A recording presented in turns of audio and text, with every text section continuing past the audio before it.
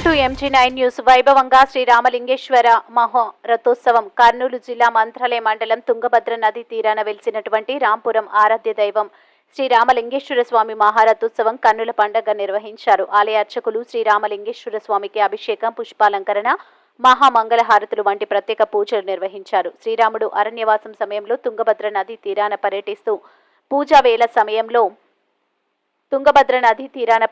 పూజా వేళ సమయంలో లింగాన్ని ప్రతిష్ఠించి పూజలు చేశారని, ఇప్పుడు శ్రీరామలింగేశ్వర స్వామిగా నిత్యం పూజలు అందుకుంటున్నట్టు పురాణం చెబుతుంది. సంధ్యావేళ అశేష జనవాహిని మధ్య మహారథోత్సవం అంగరంగ వైభవంగా సాగింది. భక్తులు భక్తి శ్రద్ధలతో పూజలు చేశారు.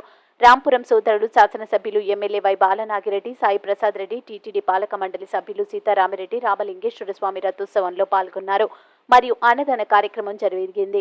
రథోత్సవాన్ని తిలకించడానికి వివిధ ప్రాంతాల నుంచి భక్తులు అధిక సంఖ్యలో పాల్గొన్నారు. ఈ రథోత్సవం డీఎస్పీ సీతారామయ్య పర్యవేక్షణలో సిఐ ఏరిషావళి నేతృత్వంలో ఎస్ఐలు వేణుగోపాల్, కిరణ్, సతీష్ ఆధ్వర్యంలో గట్టి పోలీస్ బందోబస్తు నిర్వహించారు.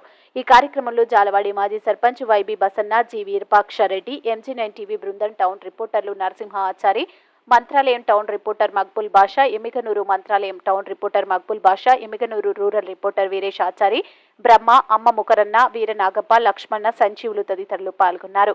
MG9 న్యూస్తో Mantralayam incharge Thimma Reddy.